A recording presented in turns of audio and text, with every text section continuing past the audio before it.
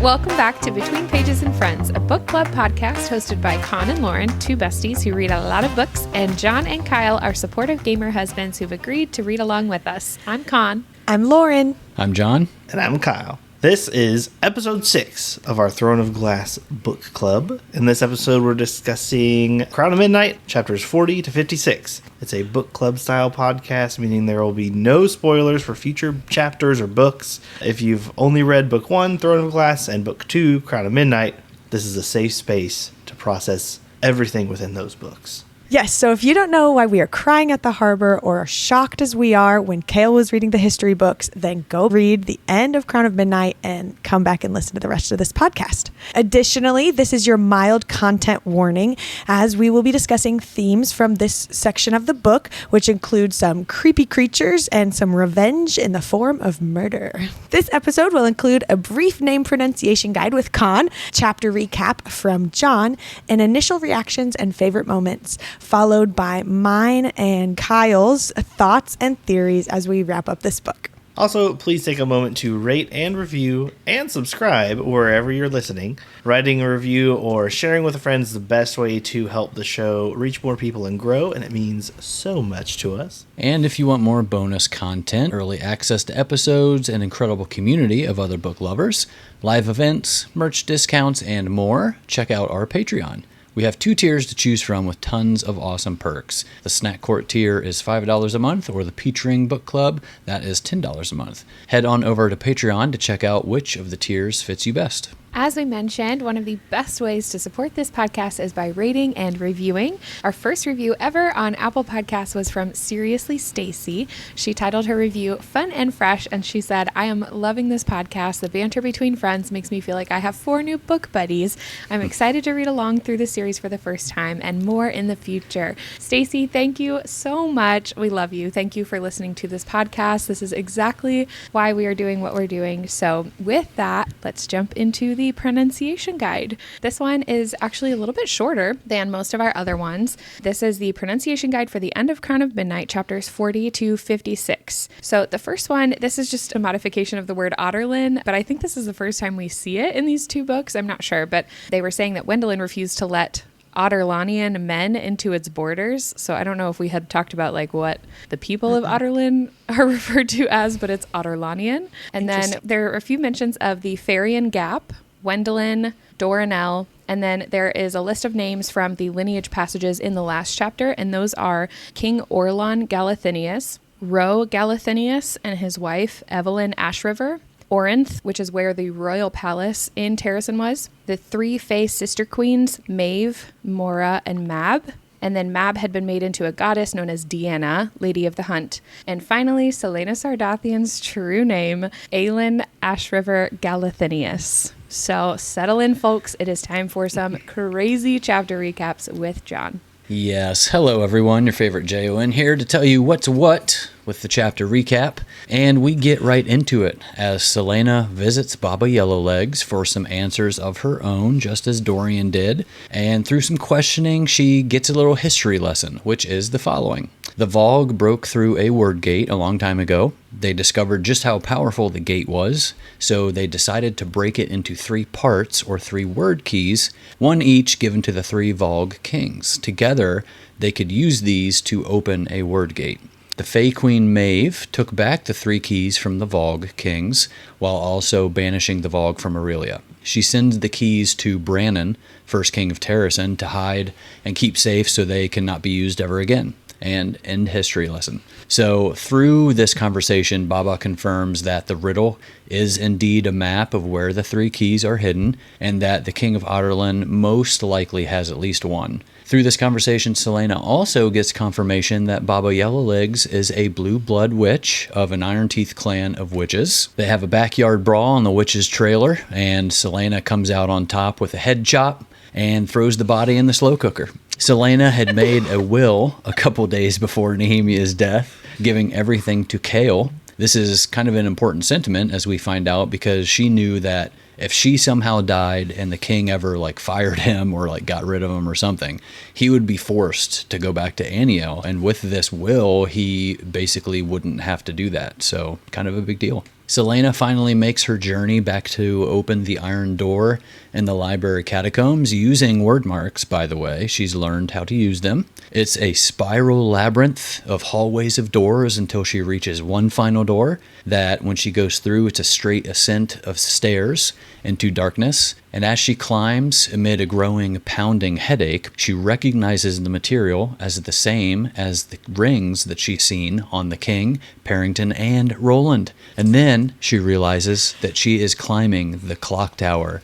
Dun dun dun! And as she heads back, the mysterious hooded figures there to meet her, some grotesque being that slightly resembles a man. She fights to escape as it comes after her. Naturally, Dorian saw her in the library and has followed her down into the depths here, and now they're both fleeing the monster. So they get back to the iron door. Dorian tries to melt the door with his magic. Selena's like, what? WTF, bro? Like, she eventually does some word mark magic to send it in slow-mo, chops its head off with a few limbs, and then punts its head back through the door. Field goal is good! Finally, sealing it with a word mark. Needing some answers from each other, obviously, they share some info on like what has happened with each other. Selena still doesn't reveal too much to Dorian, but it seems like with each encounter and adventure, she's getting more info about the king, which is interesting. In the lineage book that Dorian shows her, she notices the Rompier family name. She goes to speak with Coltane, but they've already taken her. Time's Rift is an anagram for I am the first. Spot on, Kyle. Shout out. Nice. It was in a secret compartment with Elena's tomb in her crown, but the king beat her to it. Mort confirms that. The king snatched it when he was only 20 years old. Through this, she realizes that word marks can still open portals, and she still wants that closure with Nemia, so she decides to open a portal. So she goes, gets the Walking Dead book. In the same moment, Dorian has a dream in which Gavin tells him to wake up or he'll lose, quote-unquote, her forever, assuming, talking about Selena. So yes, Selena opens a portal to Nemia with the help of the Walking Dead book. Nemia finally appears up in the portal, tells her never to open it again or she won't survive. What answers next? And then, of all people, Archer shows up. Archer has been looking for the keys. Nehemia's note in her room with a symbol on it was telling Selena not to trust him. So Kale and Dorian head to find Selena and come upon the scene of a giant monster that has come through the portal. Selena is down. Archer's doing his traitor thing over in the corner. Archer pretty much bolts with the book. Kale steps up to give the rest of them time to flee. Go Kale, to be honest. The monster retreats back through the portal, but not before grabbing Fleetfoot, and then Kale jumps through the portal after them. What the heck? Selena's adrenaline takes over seeing this, and she breaks free from Dorian and also goes through the portal. And when Kale looks at her, she is Faye. OMFG, you guys. And apparently pretty powerful because she holds her own against the monster before throwing some magic into Damaris and driving it into the ground and creating what I imagined as a miniature Grand Canyon, basically, in front of the portal. They do make it back through the portal. Selena is spent, and they get the gate shut using some of Dorian's blood to seal it with the word marks that she's created on the floors. And obviously now Kale is a little bit suspicious, knows a little bit about Dorian with that. Selena chases after Archer, almost kills him, gives him an out. Then he says something stupid. Then she does end up killing him, stabs him. Kale sees all of this. Selena tells Kale a little about her Fae heritage. And then once things finally settle down for a moment, Kale goes to his father with a plan to send the king's champion, Selena, to Wendlin, the land across the sea, to kill its king and prince. And in exchange for backing his plan, Kale promises his father to return to Aniel. It's pretty heartbreaking. His father obviously agrees. We finally hear news about the uprising in Calacola, which is where Parrington is at the moment, just stifling that and handling that situation. We also find out that the king sensed the portal open and is wondering how and who has that power. He also knows that somebody killed Baba Yellowlegs, and that before she was killed, his plan was to speak with her regarding the Iron Teeth Alliance, no doubt to recruit more forces for his army. We also learn that the king has been breeding wyvern mounts in the Farian Gap.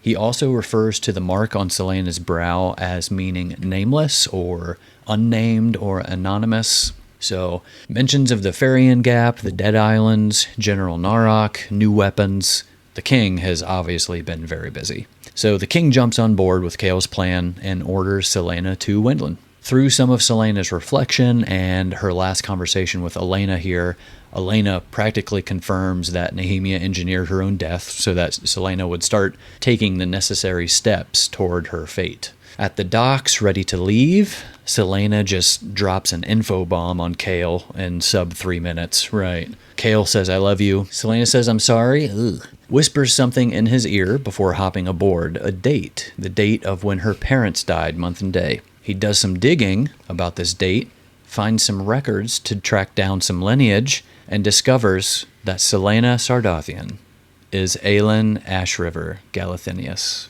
the lost queen of Terrasen. Freaking out. I read this like 2 days ago, so I'm like all hyped again. I'm so excited. My biggest thing is like, what do I even call her anymore? She has like 5 names. What? Do we call her Aelin? Are we going Selena still? Selena. Selena. Oh, yeah, I like it. Selena? Selena? All her names together? Selena. Sorry, I had to. I think it's still Selena. Well, she's still Selena in this book. At the end, we can start calling her Aelin. And then I would assume she's called that for the other ones. Well, we're rolling into the Assassin's Blade next, so she will still be Selena in the next book. Oh, is she? Okay. I was wondering if she'd be going by a different name then, too, because... Yeah, we talked about, like, where does it pick up?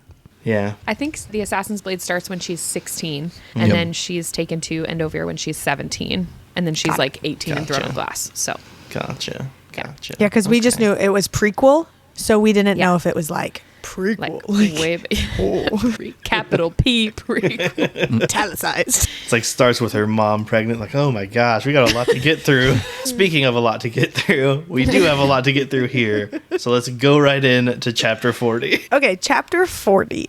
I feel like Sarah J. Maas, is either hiding everything from you and you have to figure every tiny little detail out and try to guess it, or she literally dumps it all on your plate like she did here in chapter 40. We just learned so much information, so many questions answered, and then of course 100 new questions that come out of that because now you just want to know more, you get deeper into it. So this is when Selena is talking to Baba Yellowlegs. She tells her about the word keys and the fact that the king has one and the riddle and all the things. And I reread the chapter because I was like, okay, I know this is going to be probably the defining thing for the rest of this book series. So I just wanted to like really make sure I had it in, but it was a lot. I do agree. There's a lot of information in this one that, like, in the first book, in the Throne of Glass book, there was a lot of little details that didn't seem important then because we had no context in to think about them. Like, if someone handed you a square puzzle piece and you were like, thanks, and then a year later they gave you the rest of the puzzle, you're like, oh, it was a puzzle the whole time. It was sort of like that. I didn't know I was supposed to be figuring stuff out with it, but now I am. And part of that was like, even some of the little comments that she made, I felt like leave you with so many more questions. One of the things Baba Yellowlegs says is, would it make you more comfortable if I swore on one of your soft-hearted gods or perhaps on one of mine? What does that even mean? Like, we've been learning little bits and pieces about certain gods or whatever, but then it's like, are there more? Do these even matter? Like, what is happening? And then I just loved, I loved the writing in these scenes with Baba Yellowlegs because it's like, it's so creepy and like ominous. And then even just her saying, get in the caravan. And then it says the door behind her swung open soundlessly. Just all the descriptions as she's like stepping into the caravan and like realizing that it's a lot bigger than she thought. But she's like, am I crazy? Is this magic? But she can't think that it's magic because that's not, I don't know. It was just, I felt like it was all captured so well. And my heart was racing, even just reading this for the second time. I knew what was coming and I was still freaking out. I don't know. I think at this point I wasn't worried something was going to happen. I guess I had viewed Baba Yellowlegs as this like cute old lady character. It's like you just go. Gosh. I know that. Hold on. I know that she's like creepy and whatever, but like I don't know that they would like weirdly befriend and go back to occasionally to get more information or something, and it'd just be like this creepy side character old lady type thing, not like an actual threat. I feel like if you read her description and you still thought she was a cute old lady, that tells me like your parents had to probably pull you away from several strangers when you were little. Like, stop trusting people. Or I said that she would be a cute old lady type character. Like that they would just go back to for advice, or it would be like a weird safe place for them, even if it was a weird place anyway. So whatever, that's what was in my head. Just accept it or don't. What is it? Hansel and Gretel situation? That's what I was just maybe. thinking of. Yeah. Yeah, that's what happened. yeah, that witch was really nice to Hansel and Gretel in the end. All Baba Yellowlegs needed was an unmarked bag of candy. Selena would have been great.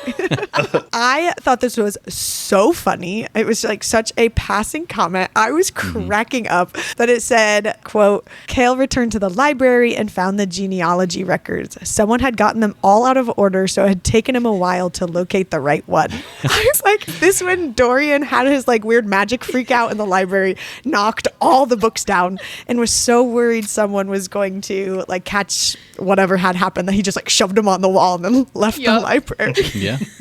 I was cracking up. It was like such a funny thing to throw in there. I love Anyways, I loved it too. It was Poor so Kale. good. Of course, he's the one noticing. Yeah, and he's like, oh, these people, puts them all in the right order. Such a good little callback. And then this is also the chapter where obviously Baba Yellowlegs dies. And again, I'm like weirdly sad about it, especially because to find out later that she was like the queen of her people too. So obviously the king was there to try to like secure that friendship for his side, which assumedly is the evil side. And that Selena could have had that later for what I hope she ends up with a good side kind of a thing. It was a lot that was just like, dang, you made the decision you did, obviously, to like protect whatever secret she was willing to share about Dorian and her own, to just kill Baba Yellowlegs instead of potentially having this person with all the information. I just feel like that was unfortunate. It was an epic fight and it was an epic kill, but I don't know. You do realize Baba was preparing to eat her. Well, I thought Just throwing that in there. I thought it was only because she picked up that Selena was trying to like position herself to kill her. But also, when she first starts talking to Selena, she says something about the prince, where she's like, do you want to know what the prince asked me or whatever? And Dorian thought he was being sneaky, being disguised or whatever it was. But she was like, I can smell Haviliard blood a mile off or something. She could smell his lineage. And so knowing what we know now at the end of the book, she probably knew who Selena was. And I'm sure that was much more of a motivation for her. If she's thinking like, oh, well, she's obviously willing to buy and sell other people's secrets, then like if she's working with the king somehow and she's here, like she could tell him who I am or whatever after she's been like working so hard to keep her actual identity a secret. I feel like that's also a big part of it, but you don't know that at this point in the story. That is true. I did not think of it like that. I just was like cracking up at the way that this chapter ends, because it says it hadn't been quick, but it could still be clean. A missing person was better than a decapitated corpse. Selena raised her eyes to the large oven grate. It literally is Hansel and Gretel. It kind of is. It is. Yeah, except instead of candy, she's luring her inside with secrets, I guess. Well, and I thought it was interesting later when we get the king's POV for just like a tiny little bit, which I loved, by the way, and we'll get Yeah, me there. too. But he mentioned bringing Baba Yellowlegs here also to purchase one of her mirrors was one of the things. That's right. Yeah. And they just break all the mirrors unless the king just took one of them after she had died or something. But it's interesting that the mirrors weren't just like a mirror maze. Like, what Yeah. could the mirrors do? I don't know. Shimmy, shimmy, shimmy. Kyle's been pointing out I do the shoulder thing, not just in recording, that I apparently do it all the time. So She does it Nice. all the time. now I'm like self-conscious. Just part of your daily life. You know? Shimmying Anyway. your way through the day. Just keep shimmying. So funny. I'm adding the magic mirror now to our headcanon of their sleepovers. Friendship rings. Mirror, mirror on the wall. Yeah. Who's the greatest villain of them all? They all giggle to each other. Anyway, okay. Okay. Chapter 42, she had obviously just killed Baba Yellowlegs, and she goes down into the tomb and she is talking to Mort. It's interesting that Mort immediately knew what had happened. He says too, because he could smell the blood. Isn't that right? Of Baba Yellowlegs. So that's interesting, first of all, that he has the sense of smell. And what else maybe he is aware of, and how much goes on in the tombs, how much does he really know? Not just because part of me has been thinking he just knows ancient history and stuff, but he probably knows the day-to-day of what's going on in that castle, or however far his reach is. But I thought it was funny because he said, he was telling Selena, you're going to be lucky if the other witches don't come after you, or whatever, if they find out you did this, and said, and you will be fortunate if they do not come on their brooms and drag you into it. And I was like, the witches actually fly brooms? That was not the kind of witch in my head. But okay, let's just fly our brooms around. I mean, what else are they going to fly on? No, I don't know. Anyways, I thought that was funny. Mort also knew when Nehemia died. Before Selena said anything, she came down there and he said, I'm sorry about your friend. Yeah. But I still don't know how he knows stuff that's happening currently, or yeah, that's true. Yeah. Especially when it seems like he knows stuff that happens in the castle, but there was one point when she was, what was she doing? Selena was doing something in there, and it almost seemed like he couldn't see exactly what she was doing. I forget what he said, but I was like, if he knows all this other stuff, can't he see what she's doing in there? Behind the door that he resides on. Where he was saying, whatever you're thinking about doing, don't do it, sort of thing. Yeah, kind of. Yeah. It was just if you can see things that happen in the castle somehow, can't you see, behind the door that you're on into the tomb? I don't know. I'm secretly hoping someone will just unhinge his door and take him with them. Somewhere. It's a big old door shield with a talking Just cut him out. skull knocker on him. Cut out his little square. You're coming with me, Mort. Oh my gosh. That'd be so cute.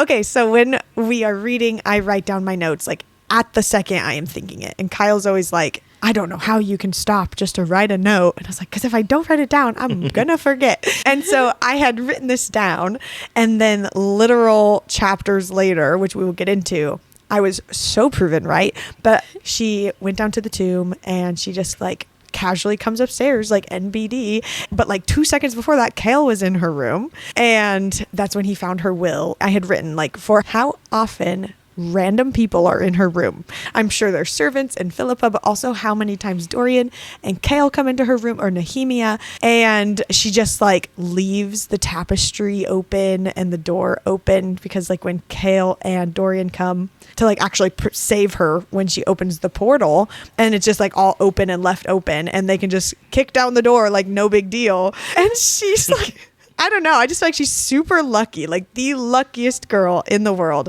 that no one has caught her for a year. How long has she been doing this? Yeah. For a long time. It's and she just leaves it completely open and just locks the door. That just is crazy to me. And then later they're told to go in there, but still still crazy to me. Yeah. Anyways, but so she has this conversation about her will and all the meaning and the importance of that with Kale. And then he leaves, and it said he barely made it to an empty broom closet before the sobs hit. And I was like, no, Kale, not the broom closet. Things happened in there. Flying around. No, I was thinking about Kale and Selena in there. In the broom closet. Maybe that's why he started crying. He thought it was a safe place, and he was like, oh, the memories. Oh my gosh. I highlighted this too, but I was also laughing about the broom closet, but then at the same time I was like, this is so sad. It is. He doesn't want her to see him cry. And then there's this huge wallop between them now, but then she's still doing these huge, they're both still doing these really sacrificial things for each other and considering the other person's future, and it's heartbreaking. But also, why did she have to write it about the broom closet? Out of all the rooms you could have picked in a castle, I know. The broom closet again? There's no other small available spaces for a man to cry. It's their special place. Well, and then she does it to him later, where she hides to cry, whatever. And it's, I don't know, I just want them to just be happy together. So sad. Anyway. Yeah. Okay, so chapter 43, she goes into the library. She goes down through the iron door, and she starts going through door after door after door. And the whole time I am screaming, why are you not closing the doors? I get maybe not wanting to be trapped, but you're passing cells, prison cells that are locked, especially after she sees the one that's been broken into and something's gotta be there. And if you can just open the door again with word marks, then close the doors as you're going. My hands were sweating. I was stressing out the whole entire time. I was freaking out. And then that she gets to the end and it's the clock tower, and that's like where their magic friendship ring power is or is coming from or something there. And yeah, that whole chapter was insane. And then that's when I texted you, Connor, like, these chapters, I'm freaking out. Like, so good. All the time she was freaking out, sweating, I could only think, this is Fibonacci's dungeon. It's got a little spiral. There's like 66 doors, then 33. And then, like, why does mathematics take into account with this word magic or magic? Is the shape of the tower significant? But that's just me being a nerd while she was freaking out emotionally, which is most of our lives. Classic Kyle.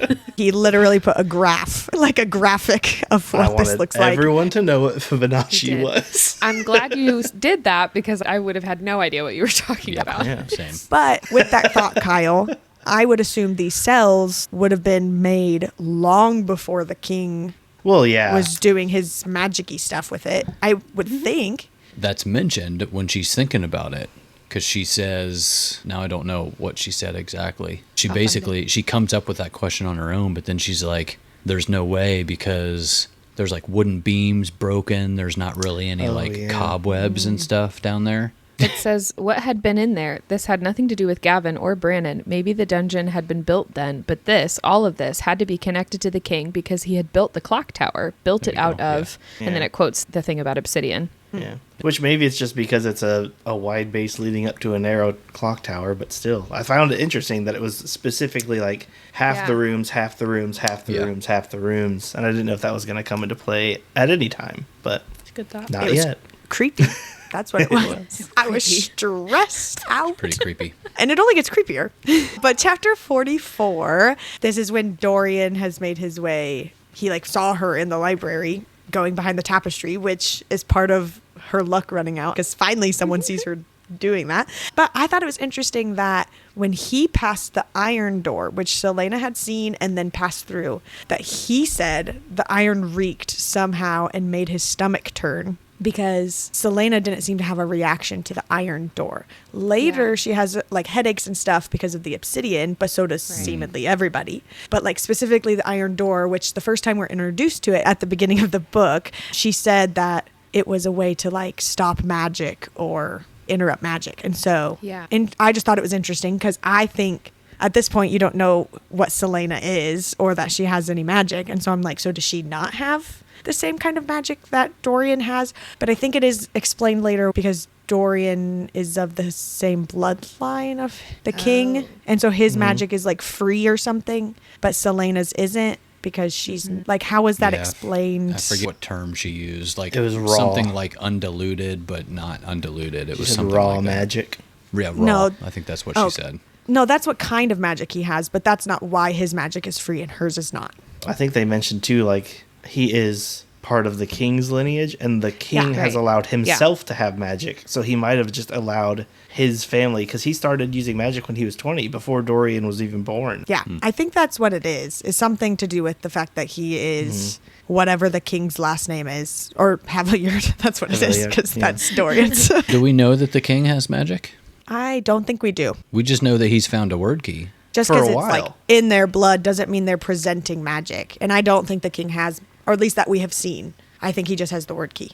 Mostly just asking the question, like, do we really know? I don't know if we do. That kind of thing. I was just pointing out with this iron door that I thought it was interesting that Dorian had some sort of reaction to it where she didn't. Almost like, oh, I've got to keep that in mind because I was like, oh, it's just a big old door. But now it's like, oh, like this could actually do something for Dorian at some point. Like not that iron door specifically, but iron. And then potentially later when magic hopefully gets released or something, or she finds a way to use it, that could be a thing. But yeah, like if he has any other iron on him, like swords or armor or whatever. There's tons of iron, I assume. iron in his blood, if you want to get real technical. Sarah, did you think of that? Did you think of that, Sarah? I think they say something about iron in the blood. Honestly, I think it's that one is explaining it. Yeah, I think Really? you're right. Yeah. Oh, no, I do remember that now, yeah. So she did. How dare you call out Sarah? But what about Dorian's blood specifically? Is he low on iron? Is that why he can use magic? He's not taking the supplements. Okay. Then, so she's doing this thing. She's in there door after door. And all of a sudden, like, all the lights turn out. And then it said there was a scrape of nail against stone. And then the sound of breathing. The breathing wasn't her own. And then it's like the end of the little section. And I just like dropped my Kindle and I was like, WTF, like what the heck is happening? Sarah, you are killing me. I was stressed. She has such good like little one-liners right before, like at the end of a section or at the end of a chapter or something that just is like all the stress. So good. And it is so good. But it switches to the creature's POV at that moment. And so now you're in his mind. And so it said that he had smelled her when it hadn't seen her as much as smelled her from the other side of the iron door. And I was like, I knew that wasn't, because she like put something under there to look. And I was like, I knew it wasn't a rat. Like there was something, because that's what Selena thought it was like a rat. Or that's what, at least she told herself to make herself feel better is what I really think happened. But I just pointing out that I totally called that. But that whole creature, as much as it's creepy and sad, and maybe I'm just too sympathetic for these weird creepy creatures, but I did feel bad for it because it seemingly was a human and was tortured for a very long time in extremely graphic ways that it was almost unrecognizable as a human, to the point that Selena was like shocked to see a human heart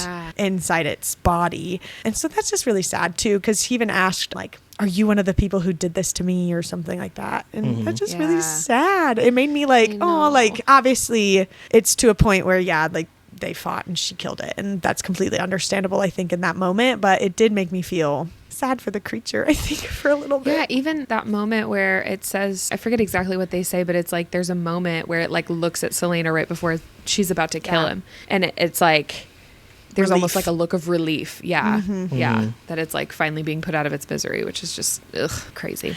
But this is also the first time I think that we see, or that Selena sees Dorian have magic, like use his magic of some sort. And so it was like so much is happening and I was like freaking out and it was all happening at one time.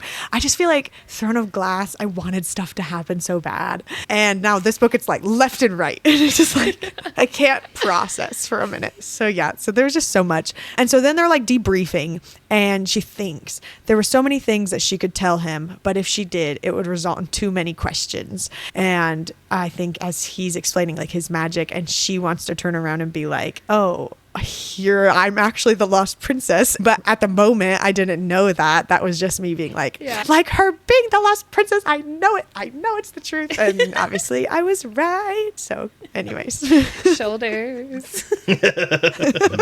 All I had for mine was I thought learning that the creature was human after seeing its heart was interesting. I really want to know more about, I just wrote the rat man. Lauren thought it's not a rat. And I was like, it's a rat man. But I want to learn more about them and like what happened to the rest of them. Obviously it was a pretty big dungeon. Like what went on there? What kind of torture? And I'm sure we'll go back to it, but I am intrigued by it. Yeah, I just thought it was so cool that we got the POV. Like I don't remember that happening in the first read. Like I think I just was so swept up in the moment, but then like going back through and I'm like, whoa, like this just switched and this thing is having enough thoughts to like have its own POV or whatever. It makes me wish we got one for Baba Yellowlegs, but I feel like that would maybe give too much away if we were inside her head. At the same time, it made me sad, like to hear its thoughts, because it does humanize it even more. So there's that. Also in our notes, Connor put a picture of Ratman, and it looks like Batman, but a rat head. You guys are killing it with the notes. Okay, so chapter 45. I was just really glad she was finally like putting things together and connecting the rings and the obsidian or whatever's in the clock tower, and just it's all started coming together, which led into chapter 46, where she figures out the riddle. It's not a riddle. It's a, what's the word? An anagram. Thank you. And Mort kind of helps her out with that one. And she realizes that the word key is gone, that the king has the word key. And the whole entire time I'm reading all of this, I'm just thinking, Kyle is so smart. He called every single one of these things. He read the words times rift and went, I know exactly what that means. But I too was reading the chapter thinking, I'm so smart. My overthinking did something good for me for once. After we got off that recording, when you just like casually threw that in there, like, yeah, the only thing that would make sense is I am the first, blah, blah, blah. Like, we were trying to hold it together. You've got to be kidding me. Yeah. We got off and he was like, are you serious? It definitely wasn't that fast, but as soon as I saw it, I stayed there for a while and I was like, I can't think of any other words that make sense in any order, so...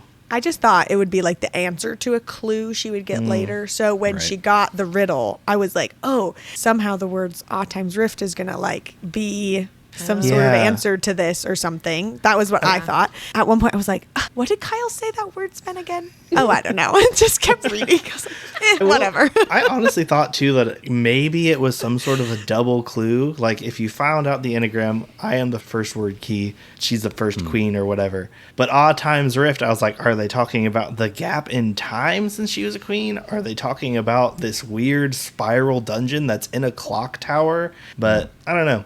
I don't know if there's going to be a double hint there or not. They are in a place called Rifthold, so... Yeah. That too. I didn't even think about that. That too. It's holding the rift. And a quick shout out to Mort when she is looking at the like eye or the hole in the wall or whatever, and she tries to say times rift, and Mort laughs at her from outside the door. Yeah. I thought that was great. Just a little nod back to that. I did totally call, though, that the sword was the, like, clue. I said that she would have to, like, put it in there or something like that, but it was just... Yeah. I was listening to our old podcasts, like, we've been doing this for so long. So long ago. But I was telling Connor today, I was like, I feel like I say these things and I'm so confident in the moment, and then I'm like, wow, I'm so dumb. I had no idea, you know? And so that was one of those that I heard just yesterday with the sword, and I was like, oh yes, I finally got one. Did it. Well, and most of your reactions, like most of the things you say, like I love them. I was like hyping her up when she texted me about that, because I was like, all of this stuff, it's like so relatable on a first read. That's exactly the kind of thing that like she is leading you to feel or believe or like react to in the moment. And it's like, that's literally why we're doing this. It's so good. I love all of it. Go off, Queen. Okay, so this is also, I was like shocked when this was happening, but Dorian is just like half asleep, wakes up, and that's when Gavin, the first king, appears to him and tells him like, you gotta go help your friend. And you don't actually know who it was, like just someone is talking to Dorian until the very last, again, it's that very last sentence. And it said, and somehow Dorian didn't think twice about the fact that Gavin, the first king of Otterlin, had spoken to him as he awoke. And he just like took off. And so I thought it was really interesting how Gavin appears to him and then how Elena appears to Selena, and thinking that maybe it's like a bloodline thing. How I think like Elena had the blood tie to Selena, and so that would be also Dorian to Gavin. And yes, I understand this makes them cousins somewhere down the line, but I still think that's the truth. Awkward. I just love this line where Selena's like coming down, and I think this is when she's grabbing all the weapons and stuff to go, you know, do something dumb. He's like, whatever you are thinking, whatever you are going to do right now, stop it. Just love his character, because she just blows right past him and ignores it completely. But What an awful position his whole entire life has been to like know so much or see so much, but at the same time only be on a door. He doesn't actually get to do anything or help. He's just there. In this castle, though, seeing everything that happens in it, is that just like the equivalent of couch rotting and watching a 24/7 reality TV show? And he's just like totally there for it, like watching all the drama. If you pass by, he'll comment and be like, did you see what she did, girl? And then move on. That's the life right there. Yeah, not to get too deep divey here, but I found it really interesting. I talked to Connor a little bit about this, but like the timing of the king finding the first key. Mort says he found it when he was 20. And with Dorian being like 19 or 20 years old at this time, the king's got to be at least 40, in his early 40s. And if he just became king 10 years prior to Throne of Glass, I'm sitting here thinking like, what's he been doing for like 10 years with the key? I would assume that he's just been learning about it, learning how to build the tower, because that wasn't like a really quick thing, friendship right? rings. So it's like, that's probably what he was doing. It's just, it's interesting to me to think of like, dude, what were you doing Yeah. for 10 years? I mean, he conquered like an entire continent. That's very true. But he used the power to do that too. It says that he wouldn't have been Right. able to do that without the power that word key provided to him. Because I thought he conquered a lot of stuff. Oh yeah, I guess he probably was conquering for a while. And he would have had to do all of that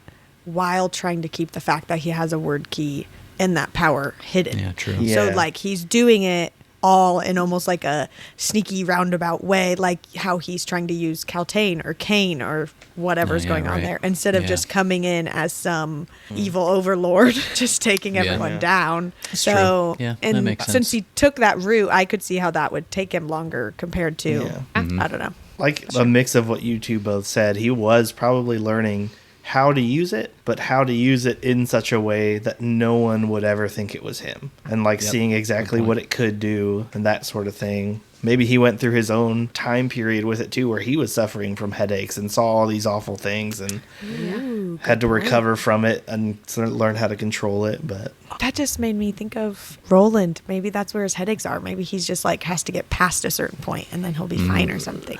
I don't know. Yeah. Anyways, I'm also Anyways, thinking okay. that they don't have cars or planes or something. Like it takes yeah, them yeah. You're right, weeks yeah. and Yep. months to travel to Yep. these places and back. And if he's killing everyone that goes with him, Right. But he might have faster travel. He knew when someone opened a portal, which means he might be able to open a portal. Maybe he knows how to just That's interesting. over somewhere. Selena has faster travel if she was able to outrun Kale's horse and stuff to get Yeah. back to Nehemia. So like Yeah. that exists somewhere, right? I forgot about Sort that. of. Anyways. Yes. All right. All right. Okay, Makes so chapter 47, she finally opens this portal, which terrible idea. Yeah, Kyle did call again that Nehemia would come back and as a ghost. So Yeah. we talked Yeah, about that you over did. here. But Nehemia was like obviously disappointed in Selena for wasting her time doing this when so many other things are happening or should be happening. And so she's disappointed and she says, "Goodbye, my dear friend," Nehemia said to the dog. And I just stopped right there. I was like, what? That's all she's going to say? She's not going to say anything to Selena. She's just going to say to Fleetfoot.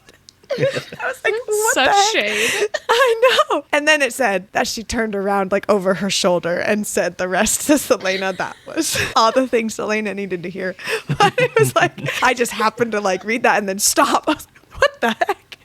After her last interaction with her, all she did was call her a coward. I know. She's I was like, oh. "Goodbye, dog. You were my only real friend." Then back away, flipping Selena off. Don't Flips her summon me hair. again.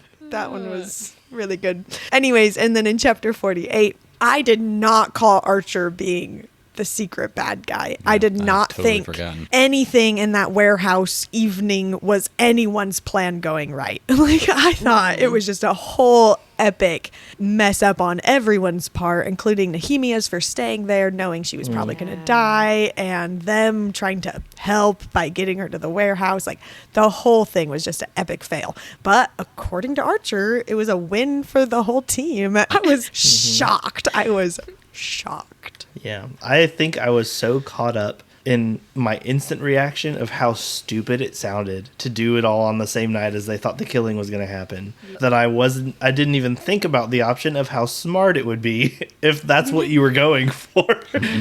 Are you saying you Yeah. didn't call something, Kyle? Something that. actually surprised you? Archer slipped by. I mean, he said, I thought he was an honest man. He said he was a whore, not a traitor. And I was like, all right, I take you at your word. You did call that he was going to die. I did. So take that. Yeah, it was just like I had totally forgotten like about him in that role when he like comes in and says something and she's like finishing up, I was just like, oh my gosh, I totally forgot. Well, Andis said that he was down there almost every night since Nehemiah's Yeah, death. that's right. I'm just like remembering this. So that would assumedly means he had seen the tomb. He was probably waiting for her to come down and do something. Pretty much. Well, and who knows what information he passed on to others before whatever he saw down there. Yep. And frickin' Mort couldn't give a girl a warning. Right. Oh yeah, that's a good point. That's what I mean. Like Yeah. did he not see him come through? If he can see everything in the castle, but he can't see behind his own door that he's on. Like, come on, dude. Yeah. I don't know. His I don't one get it. weak spot. This is his Achilles heel. Is behind him. Right behind him. His blind spot, literally. I feel like we're putting so much on Mort when he is just this like inanimate object that, Come on, Mort. or that somebody put magic into.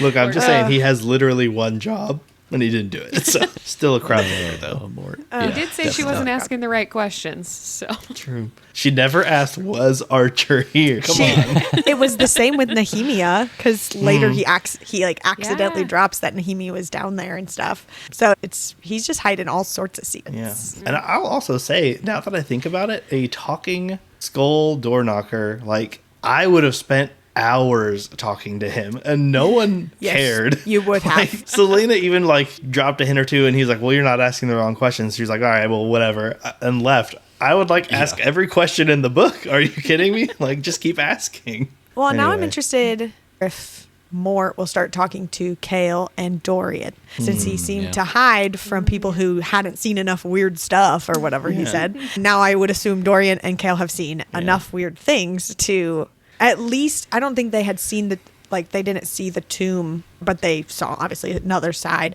So I would think they would want to go down there and explore and then potentially maybe talk to Mort later. So Now that they match his freak, you can talk to him. sure. I was cracking up at the one line where Selena was trying to like tell Dorian something that Mort said or tell him about Mort. It said in her inner monologue or whatever that like she didn't even know how to start explaining Mort to Dorian. So she just said something else. Yeah. It's like literally, what do you say? Mort is the best. Yeah. Okay, so chapter 49, this portal is open. It has switched to some other world where some creature is going to come out. And she tries to get the book back from Archer, which, side note, the book is called The Walking Dead, and Kyle and I crack up about that every time because we just think of a zombie TV show, but whatever. Anyways, like the portal is glowing behind him. She's looking at him and said, I was looking into those green eyes, so bright, and the matching lights of the portal. And I was like, we keep talking about this like Disney green magic that's everywhere and that it's usually this evil magic. And so it was interesting that his eyes were green, which is probably how he was described the first time we met him, that he was just whatever character description, he has green eyes. And so now I feel like I'm going to be on green watch Evil green Disney everywhere. Magic Watch. Green, yeah, Disney Magic Watch. Or literally any description of that ever, and then immediately be distrusting of them from the very nice. first time they are described. That's so good. I didn't catch that. I know. I thought it was really cool to just like throw it in there, but I don't know. Interesting. I found the first description of Archer. Oh, sweet. It says, it was hard to look away from Archer, who had been and still was the most beautiful man she'd ever seen. Not handsome, beautiful. His skin glowed golden even in the height of winter, and his green eyes, ... God's above and word save me. But now, if somebody was described like that, even if they're hot, I'd be like, oh, but they have green eyes. Or there's something green involved. Like if they're going to end up being the person always wearing their green cloak, or I don't know, like something. St. Patrick's Day is going to be a nightmare in this book. And the word marks did save her from him opening the portal and escaping. That's And then true. he ended up killing him. Yeah. Anyways, chapter 50 was insane. I literally had no notes other than this was so fudging epic. I can't even comprehend what is happening. And I just wrote, except she crazy. didn't say fudge. Yeah. Kale jumping in after Fleetfoot, like, he is a courageous man. You got to give him that.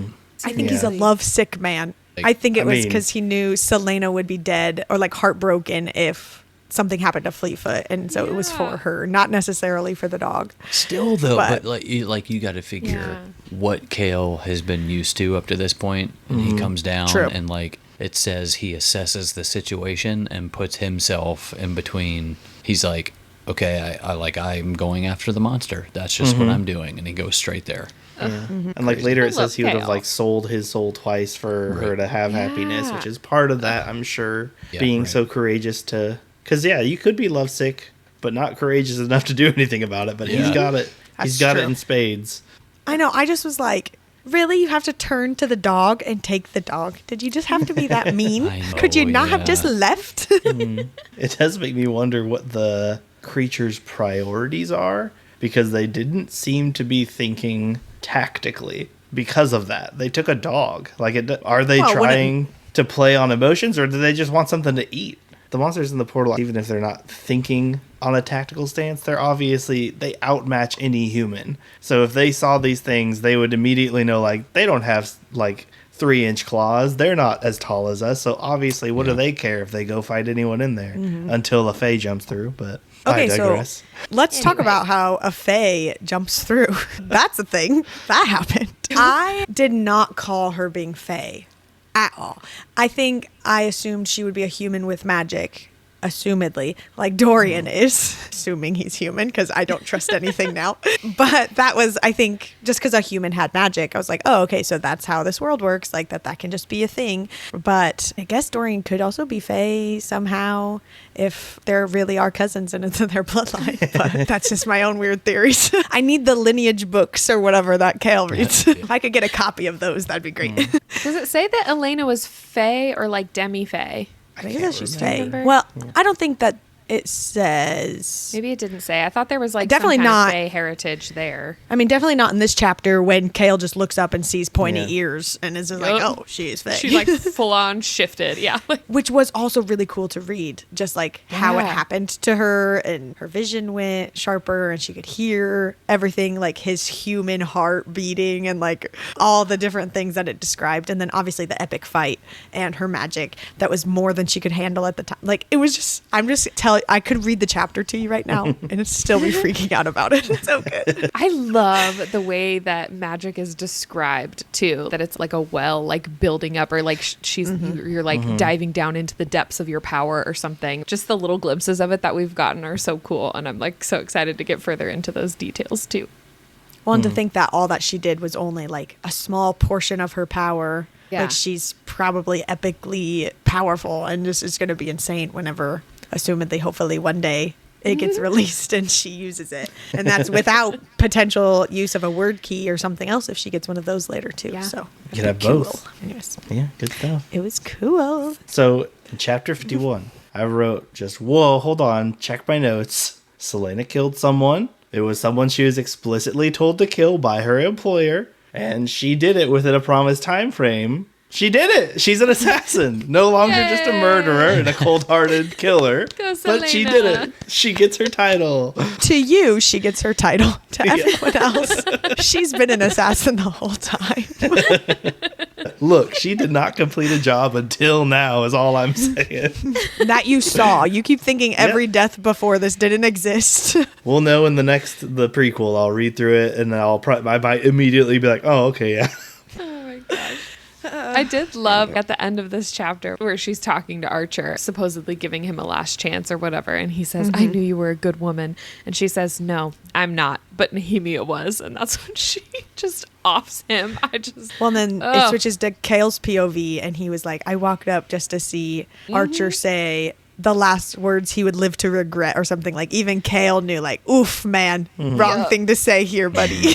When he walks in on it, too, it describes it as... Because I thought she's walked up and did the upward jab into his heart, which is how it was described initially. But when Kale's watching it, she's, like, holding him above her. He's, like, he's in the air after being lifted up, and she, like, drops, and that's why she's covered in the blood. So she was intense about it. Much more intense than just a quick little... Jab, jab. Yeah. She's going to get you. There you go. Oop, did I nick you? 5 stars. Would get killed again. The assassin reviews. Real quick, I need you to choose a tip right here. The screen's going to ask you a couple questions. Your exit interview.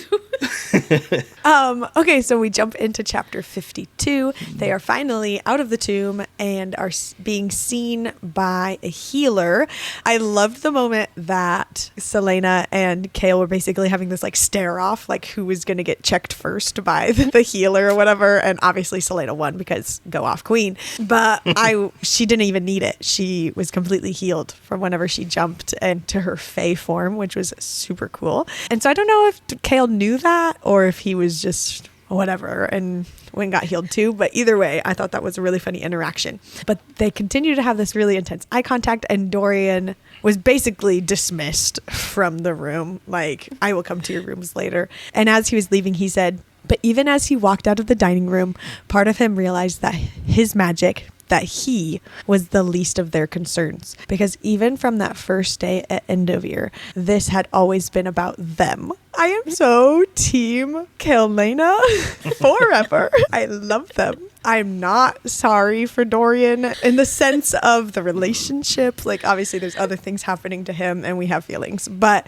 I just love Kale and Selena. I don't know that they're endgame, especially now that we know she's like leaving, and for all we know they don't see each other again. Like, I literally have no idea, but I love them in this moment, and I don't know, I was gushing. So cute. And then this is the moment too where they have this whole conversation, and she said she waited until she was deep inside before she let the tears start flowing. And so when she like left into the tomb, and this is the time where I had mentioned earlier where Kale went into the broom closet to start crying afterwards, and now she's doing the same but in the tomb. I think she was like going to go take care of Archer's body or whatever was happening down there, but it was just a really cute, really sad interaction. Just basically everything for them from the moment of Nehemia's death is a really cute, really sad interaction. And it's, I don't know. It's a good way to sum it up. Cute and sad. Yeah, this was the other part that I had also highlighted, and that it was just, I was gushing over this too, that I hate that this is the second time in this chapter section that she and Kale like both do this, and they both have the same wall up or whatever you want to call it, that they don't want the other person to see them cry, but they're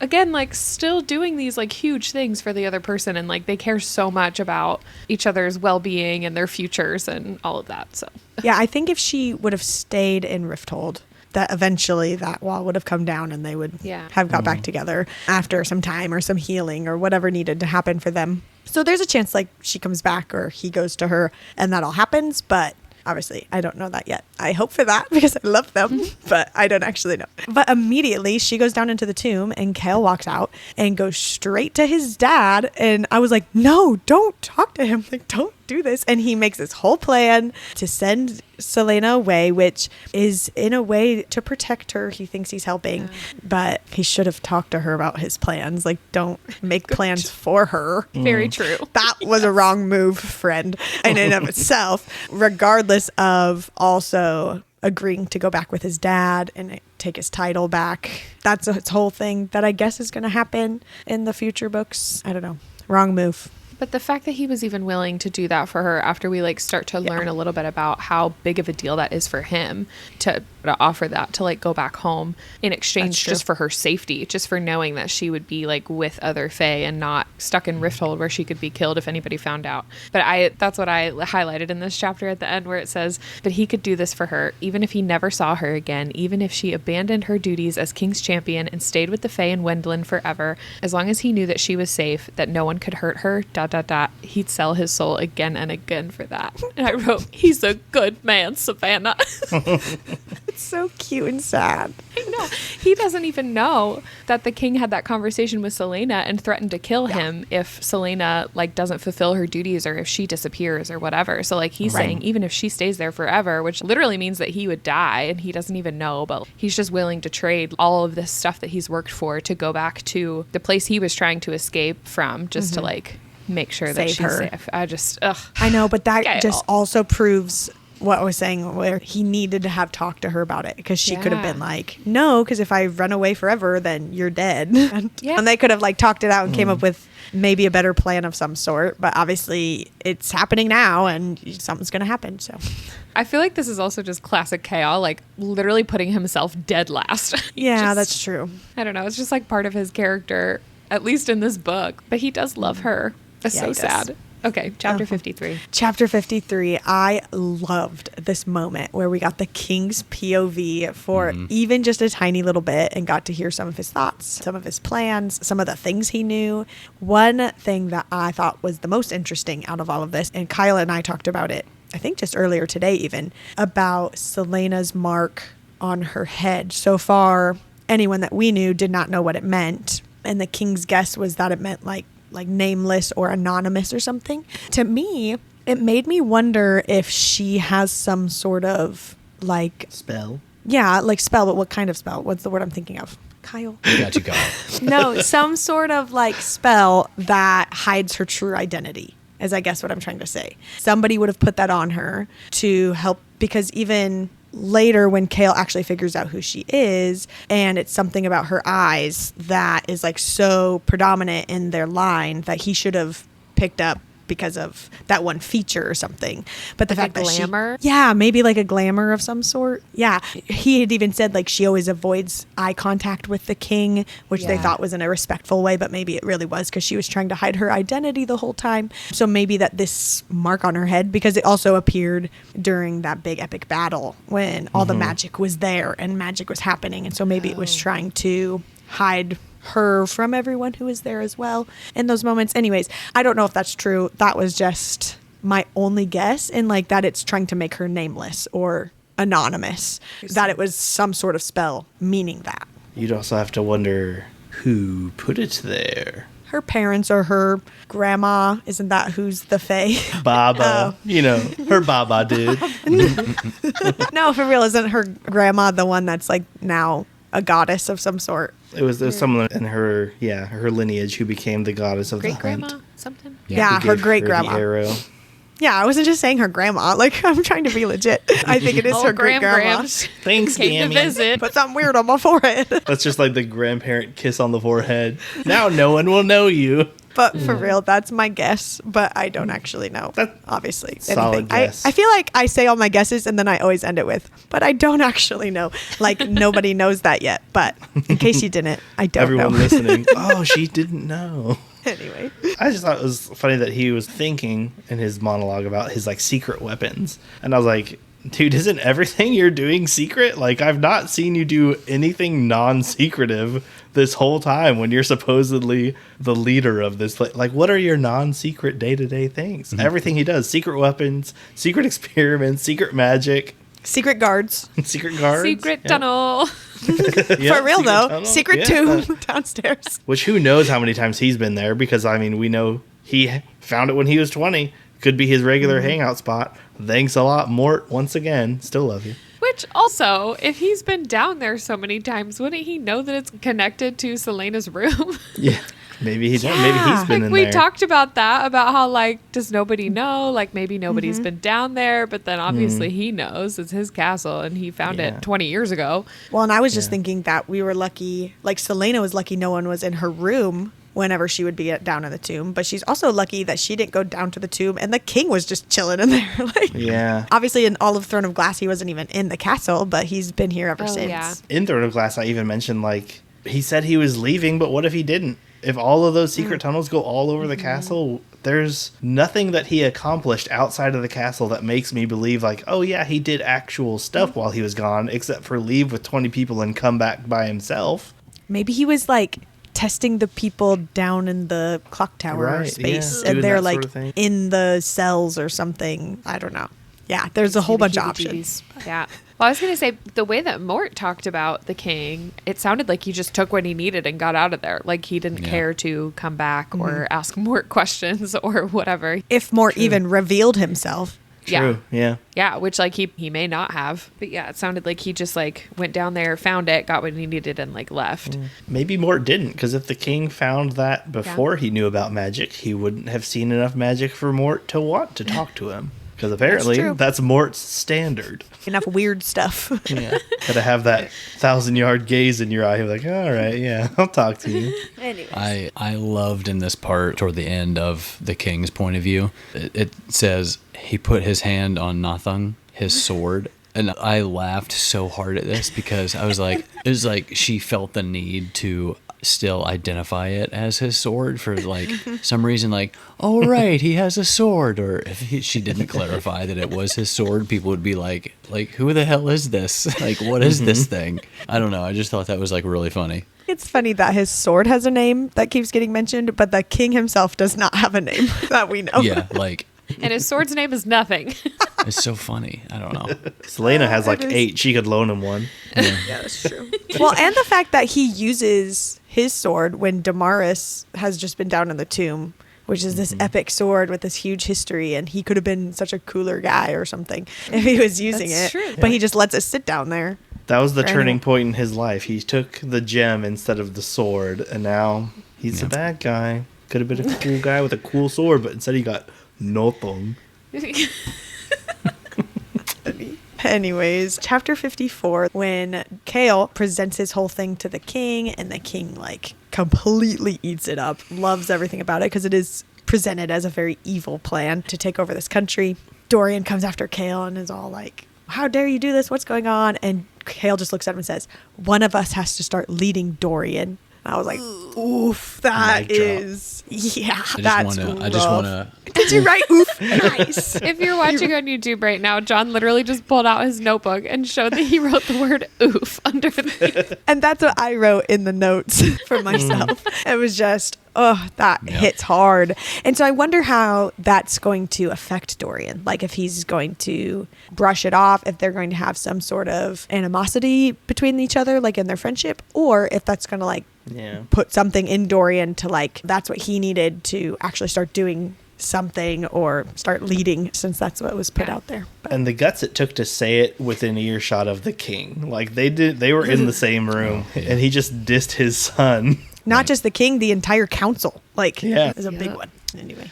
I was interested to see, because there was the scene with Selena going to the graveyard and doing the little blood oath over Nehemiah's grave. I want to see if that comes back in any meaningful way, because if there's a few things I think we all know now about the Fae, because we've mentioned like the smelling of blood with bloodlines. Names and blood are very important to them, and I just want to see if that comes back at all, that sort of oath she made with her own blood on the grave of her friend. Yeah.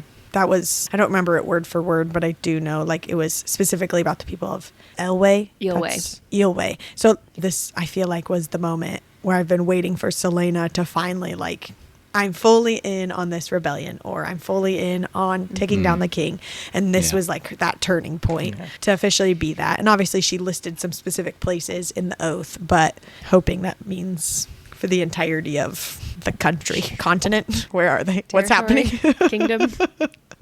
Kingdom. We'll go with that. Yeah. So we're at the final 2 chapters. This is chapter 55. She is at the harbor. She's about to take off, and she is telling Kale basically everything that happened in 2 books. And I know, John, you said something about like laughing. Yeah, it was like, only 3 minutes. No, yeah, because it's like the captain like tells them 5 minutes, and then it says that she tells them everything that happens, and then he gives a call for like 2 minutes left. I'm like, hold on a minute. She just told him all this stuff in like under 3 minutes. Yeah, right. Okay. Kyle, if you could check the clocks that they have around there and tell us exactly. If they live on a different world, time might be set differently because the planet, Anyway. how far it is from their sun, how fast it rotates. Oh my God. Oh, didn't mean to start that. But anyway, yeah, so I quoted, she stood on her toes and whispered the words into his ears, the words that would make him understand why it was so important to her and what it meant when she said she would return and he would hate her forever for it. So now, having finished the very last chapter, I assume that was some of the stuff about her lineage. Is that when she tells him the date? Is that the moment? Yeah, what she wrote, whispers. I think before I knew that, I thought it was that if she didn't return, the king would kill Kale. Because it was like, and that's why he would understand she would return, but he would hate her for that. Like that she would then sacrifice her own life again for him, like in return, kind of a thing. I think that's where I thought it was going, because that seems to be what they do, is they just sacrifice themselves for each other, but won't actually be together. Yeah. I know. Yeah. But that is the moment that she whispers the date, the month and the day only of, I guess, her parents' death. That's the date that it is. So we'll talk about that in chapter 56. At the end of chapter 38, and I think this was Kale's POV. It says, regardless of what territory her parents had lorded over, if Selena ever took up the mantle she'd lost, and if Terrasen ever got to its feet, then Selena would become a powerhouse, potentially capable of standing against Adarlan, and that made Selena more than just his enemy. It made her the greatest threat he'd ever encountered. Oh, so that's probably why he would hate her forever. Yeah. I guess because we know that Kale knew she was from like royal blood or some kind of nobility. Yeah. Some kind of nobility. I would think, if anything, Kale making this move to send her away, Selena would think even more that Kale is Team King instead of Team everybody else or Team Rebellion. Yeah, so I guess her revealing that is, I don't know, even more of a big deal in that sense, like for their relationship. Yeah.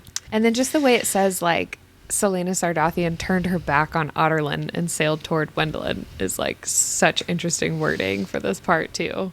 Now that we know her name, I wonder, like, does she come back as Selena ever again? Like, is the next time she shows up, she's full Aelin and doing the things, whatever Aelin does, I don't know. But this is why I feel like it does make sense to go into, and we'll talk about it later, but like the prequel. Like, it does feel like close of a chapter. Like, we are taking a pause from that exact line right there. But yeah, for sure. Yeah, and I think there's the section where she says goodbye to Dorian, and she says, I'll come back for you. This hit me hard this time around because obviously I know what happens in later books or whatever. What a tease. For real. But I'm just saying, y'all should remember it. Just a little call out. Like, just keep it in mind. I appreciate it, though, because I'm so focused on Kale. Yeah, so.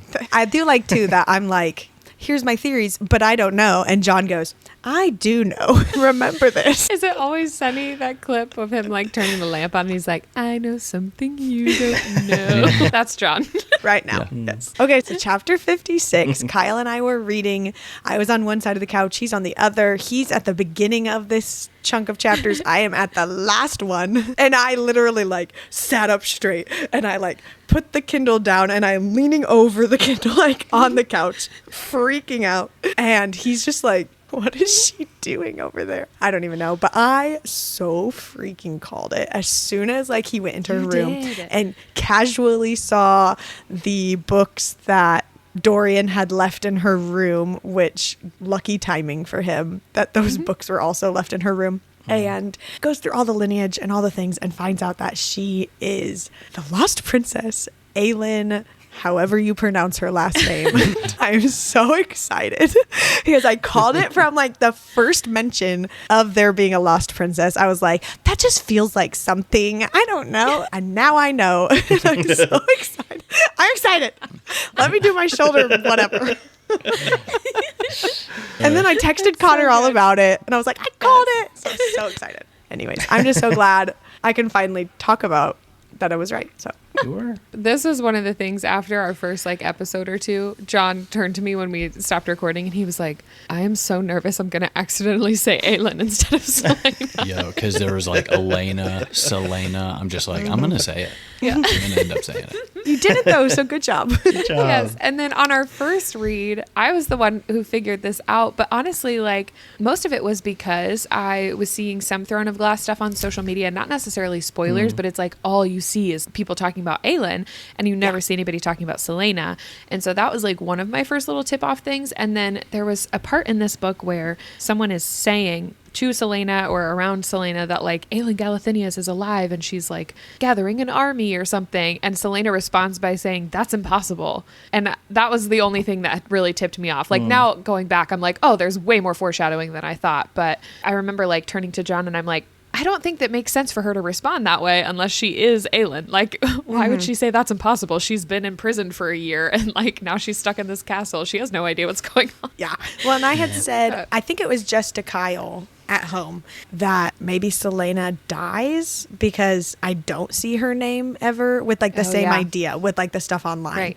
Because there's still names that you see just pop up on TikTok that I now recognize are from the series enough to be like, oh, don't want to see that when you just scroll past it. But you still read the name. And so Aelin is one of them. And I never see Selena. So I thought maybe something happens to her. Maybe she had died or whatever. And then it was like us joking too about her having 200 names. That I was like, oh, well, let's just add another one in there. And we will. So good. You did, though. You called it so early. Yes. I will say credit where credit is due, first of all, Lauren, on you calling it.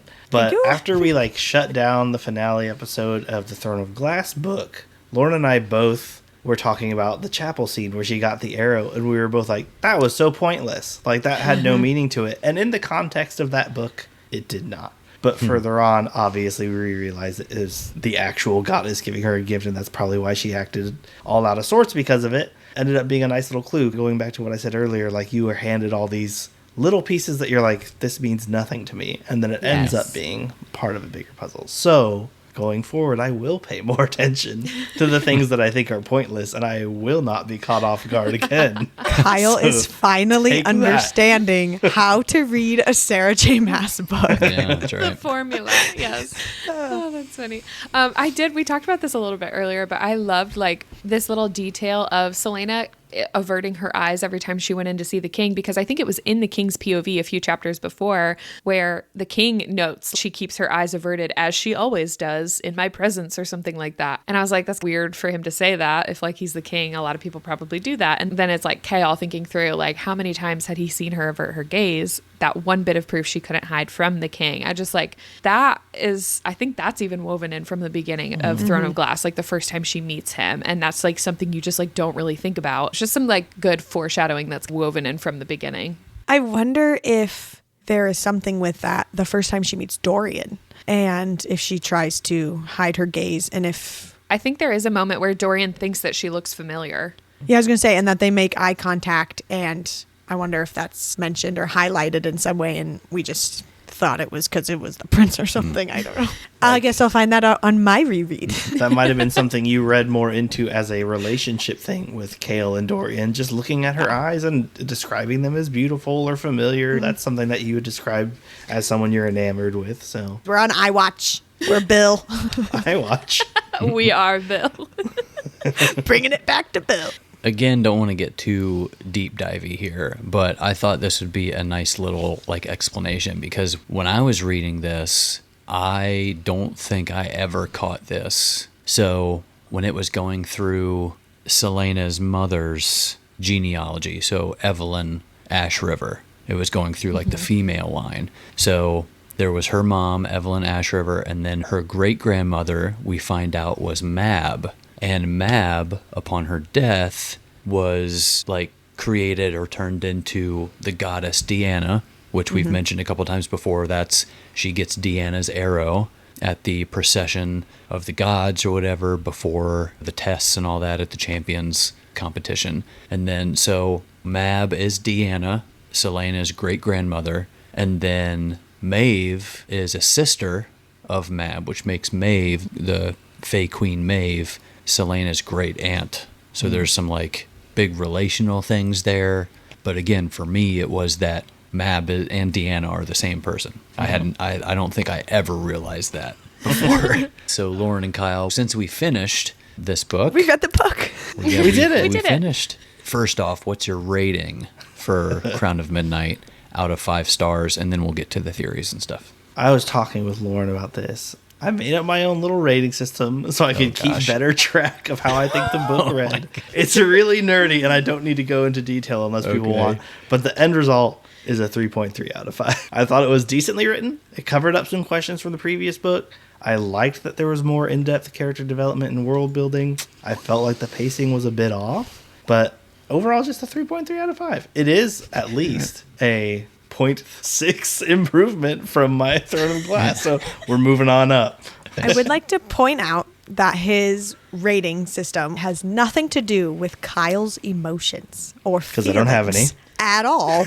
Also, just putting it out there, I'm just trying to defend my husband here from all the people who will be 3.3. He's new to reading this style of book and all of the things, so we're just letting him figure it out, and we love him for it. Thank you for reading with me, because there's a lot of husbands out there that don't do that, so you get points for that all in its own. I've read fantasy. Yeah, but not I don't know. romantasy. Oh, I get you. Not like this. Yes. I, on the other hand, only rate based off of my emotions. If you haven't noticed through this whole podcast, I freaking loved it. I loved every second. There was highs, there was lows, there was excitement, there was action, there was tears and sadness and all the things. And so I give it a big old 5 stars. And it was everything I was like just on the edge for with Throne of Glass. Like, oh, it just needed something, and this book had something. So yes, love it. That's something.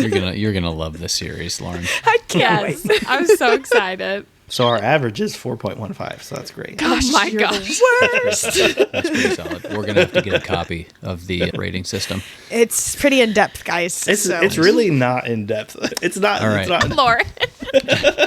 What was your guys' first read rating, and then did it change for your reread? Well, my review for Crown of Midnight did not change from my first read to my second read, and it was 5 stars also. Yeah, it was.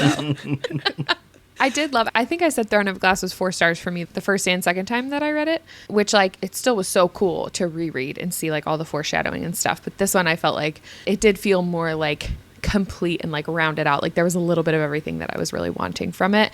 And then rereading it was just even cooler. So it just made me so much more like hyped up for all the other books to come. It's so good. I am really glad you have read it, though, because I can text you and be like, oh my God. You don't have to worry about what page I'm on. Exactly. So I gave it a 4.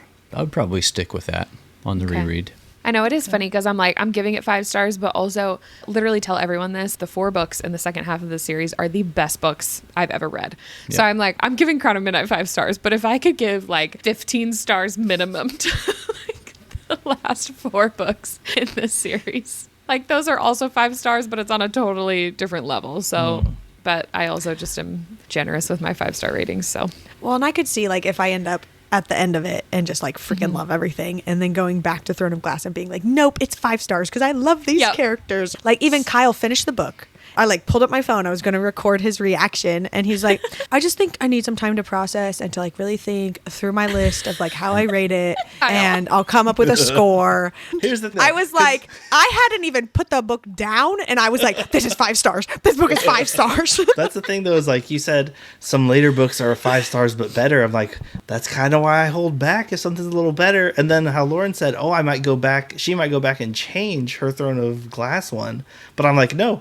2.7, if I read that book and stopped, it would have stayed at 2.7. So on my first read, that's what it is. I might rate the whole series differently, but each book will be rated individually. So that's just how it is. Also, I will say there are a lot of things in the first book that like, it's the first book of an 8-book series. It's not supposed to answer all of your questions or give you all of the information up front. Otherwise, like, what's the point of even reading an 8-book series? Yeah, and I think some of this too is obviously Kyle is highly intellectual. A ton of things that I don't even want to pretend to understand. And I love him for it. He knows everything, which is great. But also just like the difference maybe between like guys and girls reading like this kind of book and don't throw my whole gender under the bus just because of me. I don't know. I was going to say more, but it's fine. No, go ahead. It is like such a highly popular book for a lot of girls and like the females, and so many women are like, I could never get my husband to read it, and it's probably because they're like 2.7 stars. So I take the romance into account. It's part of the character development section. Thank you very much. Yes. All Moving right, on. So any theories on what's to come? I think just based on the title, Heir of Fire, because I was telling Lauren I like had some thoughts based on the title of each book. Like Crown of Midnight ended up being the black gem that was the ring found in the crown originally. I feel like I can expect a lot of fire from Heir of Fire, maybe similar to the bluish flames that she caused at the end of the book when she was fighting those creatures in the portal. Aside from that, obviously I expect more Fae, maybe some more of the witch clans, because I feel like that was hinted at in this book but not super explored, and maybe getting involved in like the Fae witch human politics and coming to terms with like her own lineage and her part in it. I hope to see more glimpses into like Dorian and Kale's day-to-days now that they are pretty much without Selena in their own places. I think Dorian's going to be looking into his abilities more. maybe obviously secretly, and maybe working with those rebels who are going against the kingdom to find those answers, because right now his only answer is Archer was obviously into it, so maybe some of the other ones are, and he can go to them for answers. And then I feel like Kale's just going to deep dive into more genealogy and history of magic and magic users, and maybe that'll bring those two closer and they can be good friends again. Just friends? Yeah. Oh. Kale okay. and Dorian, friends forever. Oh, I thought you were talking about Selena. No.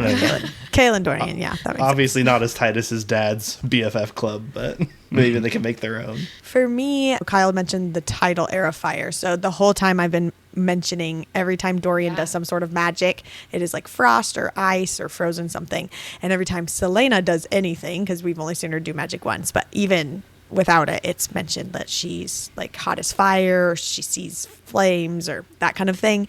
And so I would assume that's where it's going with Air of Fire. Like that is somehow in her Fae genealogy, or some sort of power that we know now, or we will learn, is passed down through that line. And so maybe as she goes back to like where the Fae are, I guess we'll learn from those people or learn something there, and eventually be some BA fire wielding lady. Go off, queen. I would assume we go back to Rifthold, eventually one day take down the king, but I don't know that will necessarily happen in the next book. So far we see different people's perspectives, but it's all within the same little space. If she's going to a whole nother country, is it going to jump back and forth between this country and then potentially wherever Kale is with his dad and all of those kinds of things, and like now actually shift like large locations, not just different people's POV, because assumedly they all meet new people, and it just feels like a lot to keep track of. So part of me thinks like she's going to go to, is it Wendlin? Woodland. Yeah, so she's going to go there, and we will just see there. And then one day, however long, we'll go back to Rifthold, and it might be like years later for all we know. And Kale's married with children, and Dorian's, I don't even know. Just like, I don't know that we'll follow their stories. I could see it going both ways. Maybe just hear news or whatever. Yeah, and get updates and that kind of stuff. And we go back, and then all of a sudden, like, Dorian's some power-wielding guy himself, and it's super cool and epic. Like, we just might miss their character growth, and instead it's like, and here they are now where they needed to be. Guess we'll read it and find out. Yeah. Oh, yeah, good idea. Let's do that. We'll see you later, guys. I gotta go. All right. Who's your favorite character right now? Mort. He's a good one. He's a good pick. Yeah. For Kyle sure. like doubled the font size to write that too in our notes. I disagree. Kyle's favorite character is Baba Yellowlegs. He talks about her all the time. I think it's really funny. He just like says her name casually. It's just fun to say.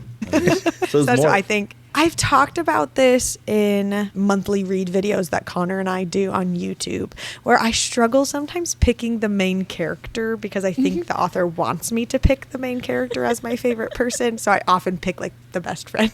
So because we're leaving Rifthold behind, like I think at the end of Throne of Glass, I would have never picked Selena. But now that we are leaving Rifthold, we're going somewhere new. I feel like that's who I want to pick because I want to know what happens there. I want to continue to follow that story where I don't feel that strongly about that with everyone else. I think any other point in the book, I would have picked Kale because I just like him a lot. And maybe I'm pulling a whole ACOTAR situation and then I'll end up regretting all of these words. But right now, I think I would pick Kale, but I'm very excited to see what happens to, I guess it's Aelin. I keep saying Selena. What happens to Aelin over in Wendlin. So that's where I'm at. Okay. Why do you think this book is titled Crown of Midnight? I wrote what Kyle said because everything he said is what I think. So Kyle, take it away.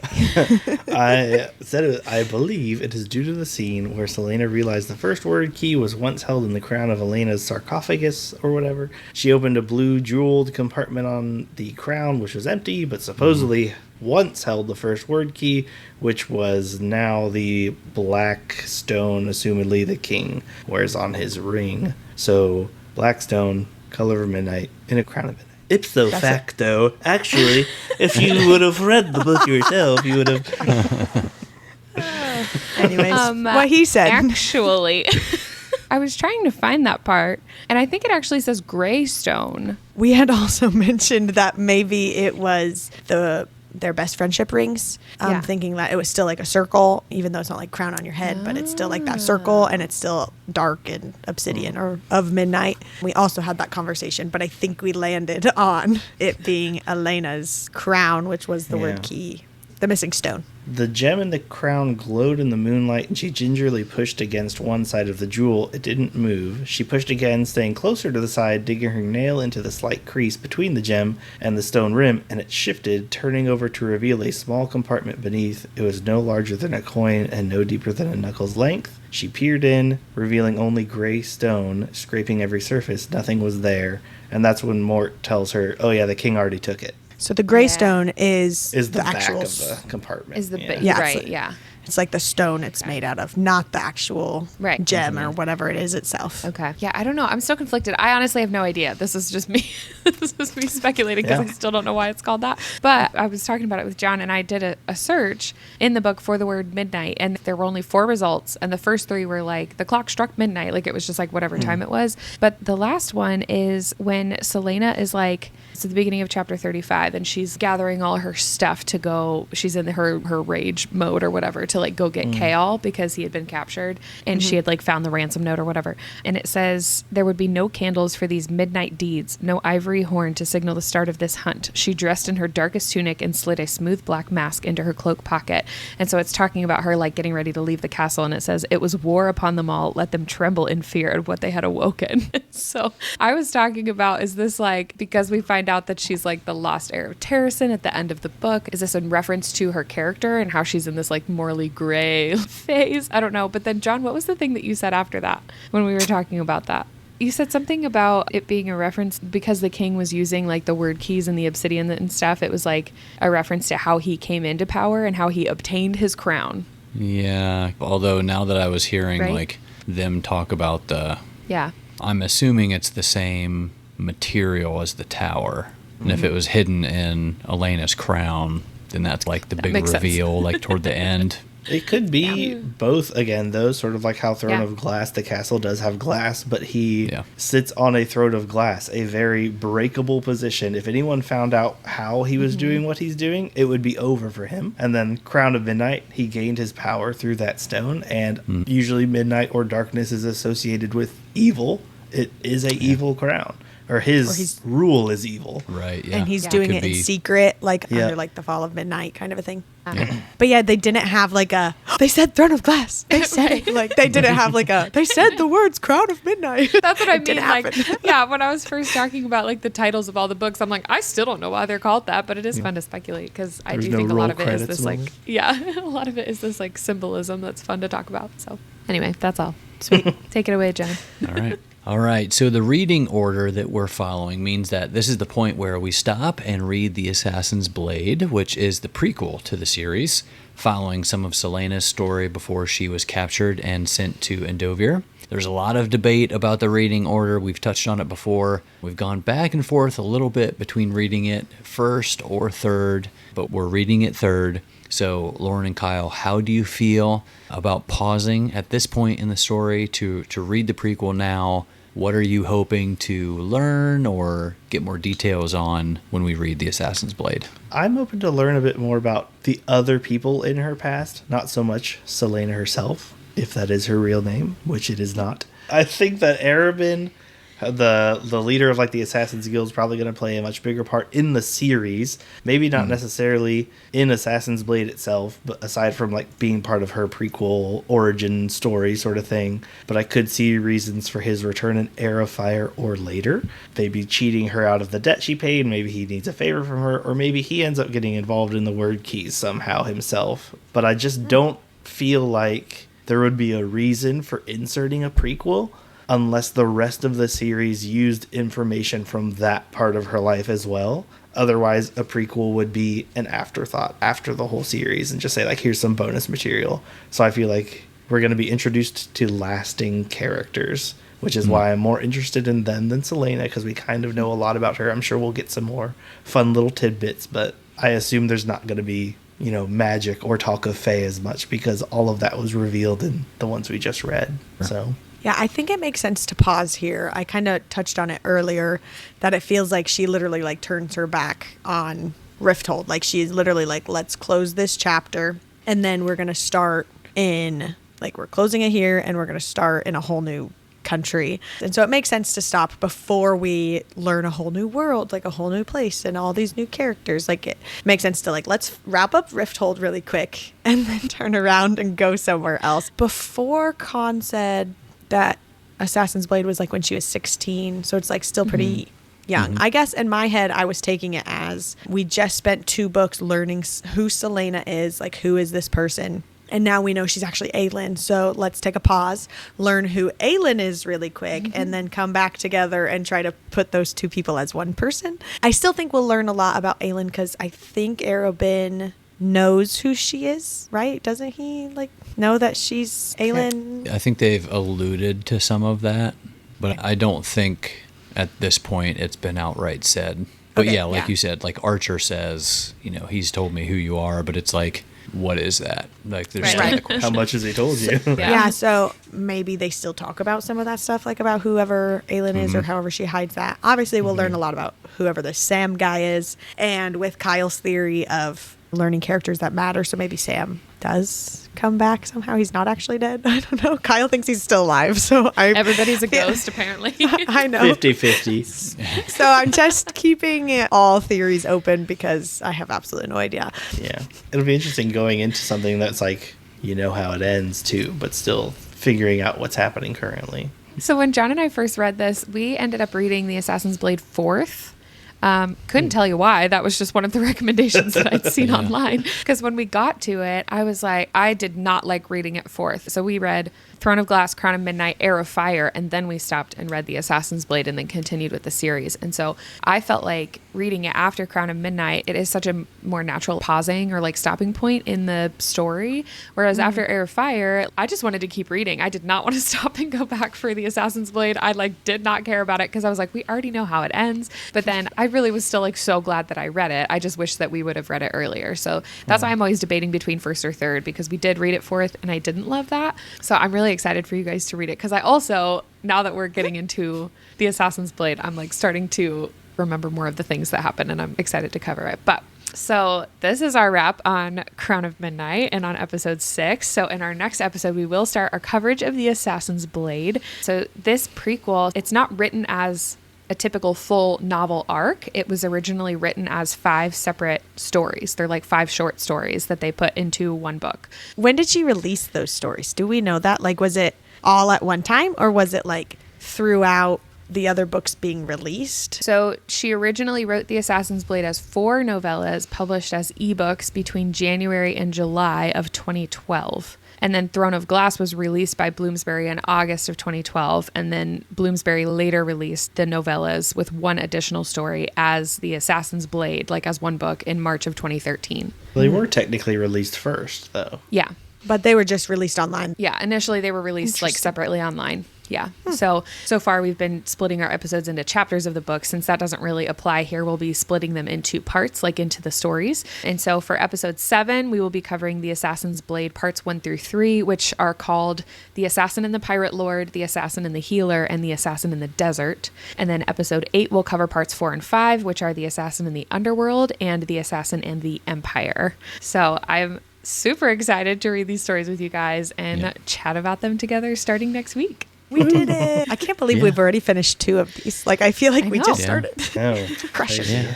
And in the meantime, be sure to rate, review, and subscribe to wherever you listen to the podcast. Be sure to follow us on Instagram and TikTok for all clips, updates. Check out our website for merch and links. And of course, check out our Patreon for community and perks. We have our Snack Court tier for $5 a month and our Peachring Book Club tier for $10 a month. And finally, sign up for our newsletter at our website, betweenpagesandfriends.com. And we'll see you next time. Bye. Bye-bye. Bye-bye.